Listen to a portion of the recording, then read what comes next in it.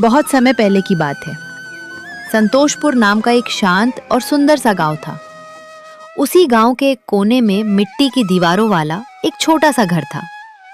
उस घर में 3 जिंदगियां किसी तरह गुजर बसर कर रही थी। एक नवयुवक हीरा, उसकी बूढ़ी माँ और उसके लाचार बीमार पिता। घर में गरीबी का साया इतना गहरा था कि चूल्हा जलना भी मुश्किल हो गया था। बेटा हीरा, अब मुझसे अपने घर का ये हाल नहीं देखा जाता। घर में खाने के लिए अन्न का एक दाना तक नहीं बचा है और तेरे पिता की तबीयत दिन ब दिन बिगड़ती जा रही है। दवा लाने के लिए एक फूटी कौड़ी भी नहीं है। तू ही बता बेटा, आखिर ऐसे घर कैसे चलेगा? माँ, आप बिल्कुल मत घबराइए, आप चिंता मत कीजिए। मैं कैसे भी करके पैसों का इंतजाम करता हूँ। पिताजी की दवाइयाँ और घर का राशन सब ले आऊंगा। मैं अभी बाहर जा रहा हूँ माँ, शाम तक खाली हाथ वापस नहीं आऊंगा। देख बेटा हीरा, आज रोज की तरह बस यूं ही घूमकर मत लौट आना। कोई काम धंधा ढूंढकर ही घर वापस आना, वरना ऐसे खाली हाथ आने से तेरे होने न होने का क्या फायदा? माँ के मुंह से निकले ये कड़वे शब्द हीरा के सीधे कलेजे में तीर की तरह चुभ गए। उसका दिल भर आया। वो तुरंत घर से निकला और उम्मीद की एक किरण लेकर अपने चाचा चाची के घर पहुंच गया। चाचा जी प्रणाम। आज बहुत बड़ी आस और मजबूरी लेकर आपके पास आया हूँ। क्या मुझे कुछ पैसे उधार मिल सकते हैं? पिताजी की हालत बहुत खराब है। उधार? अरे बेटा हीरा, ये उधार बांटने के लिए पैसे थोड़ी ना कमाए जाते हैं। मेहनत लगती है, दिन रात पसीना बहाना पड़ता है, तब जाकर घर में 4 पैसे आते हैं। ऐसे किसी को भी बांट दें क्या? अरे कोई खुद मेहनत करे तब तो समझे कि पैसों की कीमत क्या होती है। पैसों का कोई पेड़ थोड़ी लगा है कि हिलाया और फल गिर गए। उधार तो उनको दिया जाता है जिनकी चुकाने की हैसियत हो, और तुम्हारी हालत देखकर तो लगता है कि तुम्हारे बाप की सांसें बस गिनती की ही बची हैं। बस कीजिए चाची जी, बहुत हो गया। अब मुझसे मेरे बीमार पिता का अपमान नहीं सहा जाता। अगर आप मदद नहीं कर सकते तो मत कीजिए, लेकिन मेरे पिताजी के बारे में ऐसी कड़वी बातें मत बोलिए। ठीक है, मत दीजिए उधार। याद रखिएगा, वक्त बदलता है और सबका दिन आता है। चाचा के घर से स्वाभिमान की चोट खाकर हीरा सीधे गांव के रसूखदार जमींदार भैरव सिंह की हवेली पर पहुंचा। उसके पास गिड़गिड़ाने के अलावा कोई और रास्ता नहीं बचा था। जमींदार साहब, ईश्वर के लिए मुझे ना मत कहिएगा। मुझे पैसों की बहुत सख्त जरूरत है। मेरे पिताजी खटिया पर पड़े तड़प रहे हैं। घर में अन्न का एक दाना नहीं है।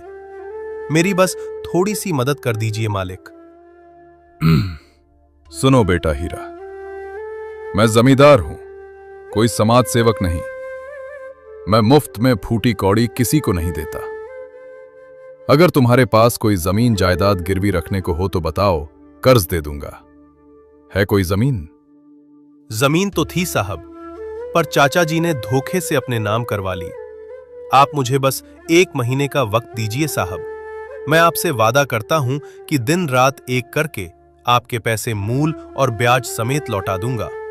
मेरी मां भूखी है, पिताजी की दवा लानी है। मुझ पर तरस खाइए। अरे बेटा, इस दुनिया में रोज हजारों लोग भूखे सोते हैं।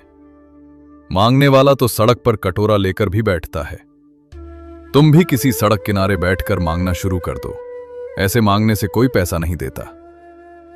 एक बात मेरी गांठ बांध लो, दुनिया सिर्फ उसी की मदद करती है जिससे उसका अपना कोई फायदा हो।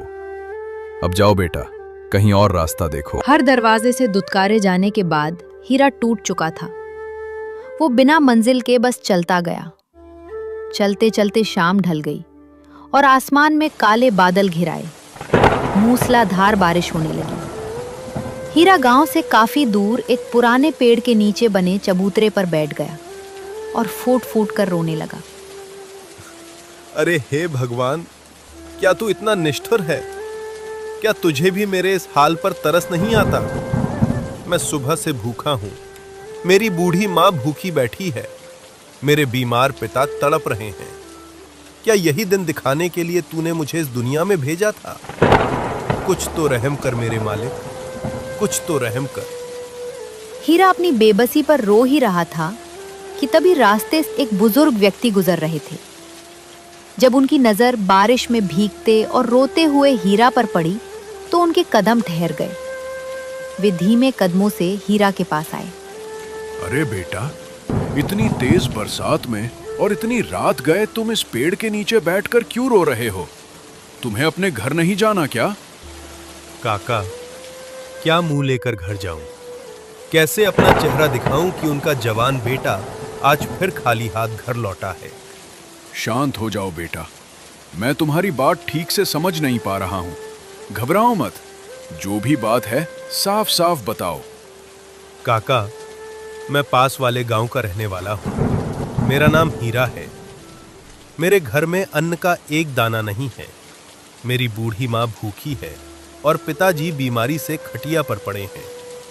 उनकी दवा के लिए पैसे नहीं हैं। मैं इतना हट्टा कट्टा जवान होकर भी बेरोजगार हूं। मुझे कोई काम नहीं दे रहा। आप ही बताइए काका, मैं किस मुंह से घर जाऊं? बेटा, जिंदगी जब इम्तिहान लेती है ना, तो ऐसे ही कठिन दिन आते हैं। लेकिन बुरे दिनों को देखकर घबराया नहीं जाता, बल्कि हिम्मत से काम लिया जाता है। हालात जितने भी खराब हों, इंसान के हौसले बुलंद होने चाहिए। चलो, तुम मेरे साथ मेरे घर चलो। पर काका, मैं आपके घर क्यों जाऊं? बेटा, जब कोई बुजुर्ग बड़े प्यार और हक से कहे तो सवाल जवाब नहीं करते, बात मान लेते हैं। चुपचाप मेरे साथ चलो।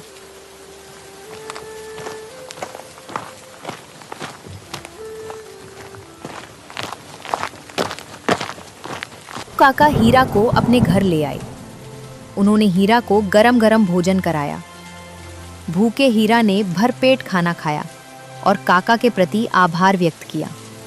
काका, आपका बहुत बहुत धन्यवाद। इस मतलबी दुनिया में आज भी कुछ अच्छे लोग बाकी हैं और उन अच्छे लोगों में से एक आप हैं। बेटा, आज के इस दौर में जहां बच्चे अपने बूढ़े माँ बाप को धक्के देकर घर से निकाल देते हैं, उस दौर में तुम अपने माता पिता के लिए इतना तड़प रहे हो।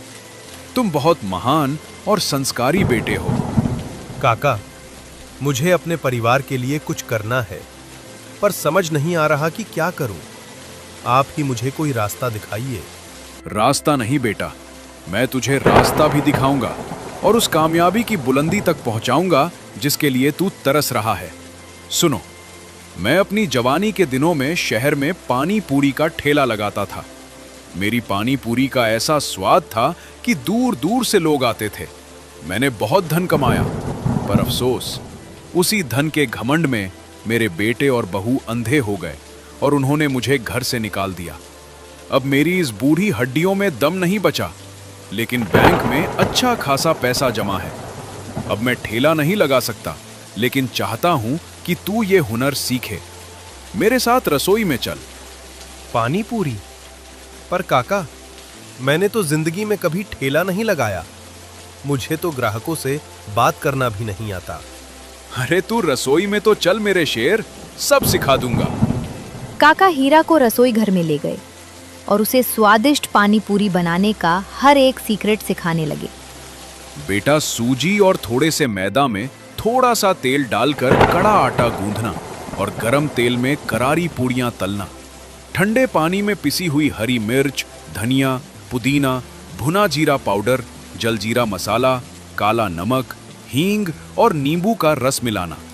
इमली के गूदे में गुड़, काला नमक और सौंठ पाउडर मिलाकर पकाना। उबले आलू, उबले काले चने, धनिया, भुना जीरा और नमक का चटपटा मिश्रण। और देख बेटा हीरा, पूरी और पानी तो बन गया, लेकिन सबसे बड़ी बात है ग्राहकों से निपटने का तरीका। जब दुकान पर ग्राहक आए, खासकर जब महिलाएं आए, तो चेहरे पर हमेशा एक मीठी मुस्कान रखना। बड़े प्यार से बोलना, चाची जी 2 गोलगप्पे और दूं? भाभी जी, तीखा पानी थोड़ा बढ़ा दूं? दादी माँ, आपके लिए बिना मिर्च वाला बनाऊं? बस। और अगली सुबह संतोषपुर के चौराहे पर हीरा का पानी पूरी का ठेला सज चुका था। गोलगप्पों की करारी खुशबू और चटपटे पानी की महक हवा में घुलने लगी थी। तभी गांव की 2 औरतें उसके ठेले पर आती है अरे वाह बेटा, गांव के किनारे ये नया ठेला किसने लगाया?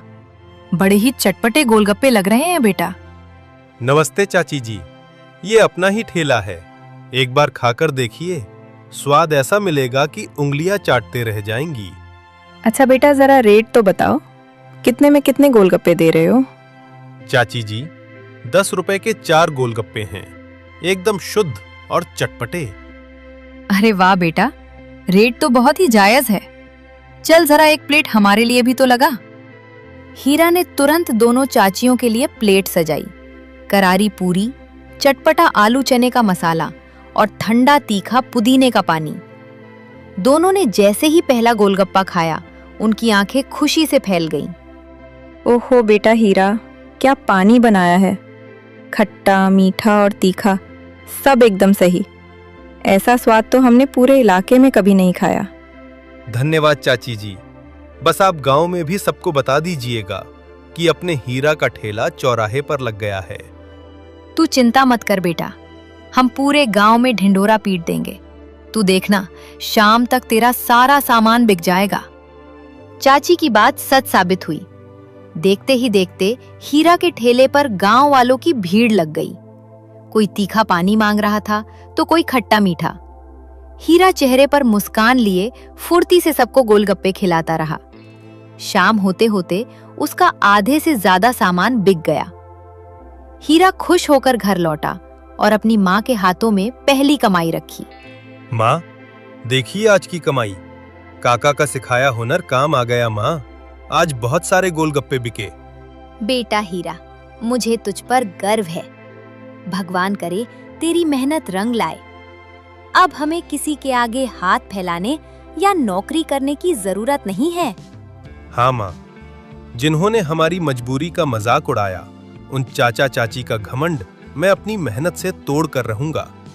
अब आप देखना माँ, मैं पिताजी की दवाई और इलाज समय पर करवाऊंगा। अगले 2-3 दिनों में हीरा का ठेला बहुत चलने लगा। हीरा की ये कामयाबी देखकर उसके चाचा चाची के पेट में मरोड़ उठने लगी। उनके मन में लालच और जलन का भूत सवार हो गया। सुनते हो जी, ये हीरा तो रोज ढेरों पैसे छाप रहा है। अगर यही हाल रहा तो गांव में हमारी कोई इज्जत नहीं बचेगी। हम भी पानी पूरी का ठेला लगाएंगे। हाँ भाग्यवान, लेकिन हीरा तो 10 के 4 बेच रहा है। ग्राहक हमारे पास कैसे आएंगे?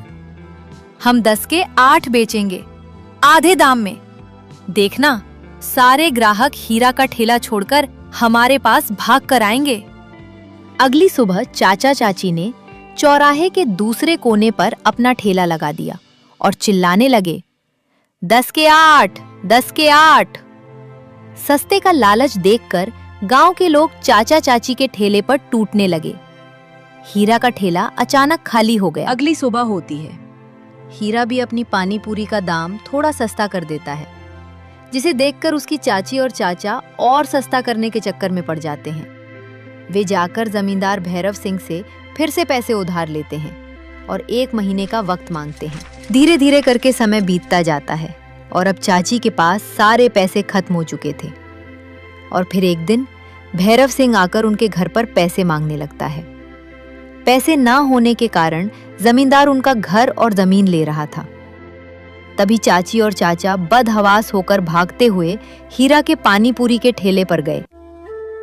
अरे बेटा हीरा, मेरी मदद कर दो बेटा, मुझसे बहुत बड़ी गलती हो गई। तेरे इस ठेले को बर्बाद करने के चक्कर में मैं खुद पूरी तरह बर्बाद हो गई बेटा। अरे बेटा हीरा, मुझे माफ कर दो, मुझसे बहुत बड़ी भूल हो गई। अगर आज पैसे नहीं दिए तो भैरव सिंह मेरा घर और जमीन सब कुछ छीन लेगा। बेटा कुछ तो पैसे दे दो, हमारी मदद कर दो। देखा चाची जी, अक्सर वक्त पड़ने पर अपने ही काम आते हैं, और जब अपने काम आते हैं ना, तभी इंसान की आंखें खुलती हैं। उस दिन मैं भी तो आपके पास मदद मांगने ही आया था, पर आपने अपनी बेजा जिद और जलन के चक्कर में अपने सारे पैसे गवा दिए। लेकिन कोई बात नहीं चाचा जी, चाची जी, आप हमारे अपने खून हैं, हमारे परिवार हैं। लीजिए, ये पैसे पकड़िए और जाकर जमींदार साहब को दे दीजिए। बेटा हीरा, तू सिर्फ कहने का हीरा नहीं, बल्कि सच में दिल का भी हीरा है। तू मेरा असली बेटा है। मैंने जो भूल की है उसके लिए मैं आज ही जाकर अपने बड़े भैया तेरे पिताजी से माफी मांगूंगा। आज के बाद हम अलग नहीं बल्कि एक साथ पूरा परिवार बनकर रहेंगे। तो दोस्तों, इस कहानी से हमें क्या सीख मिलती है? यही कि चाहे दुनिया इधर की उधर हो जाए, मुश्किल वक्त में हमेशा अपना परिवार ही आपके साथ खड़ा होता है। इसलिए अपनों से कभी जलन और नफरत न रखें, बल्कि हर मोड़ पर उनके साथ ढाल बनकर खड़े रहें।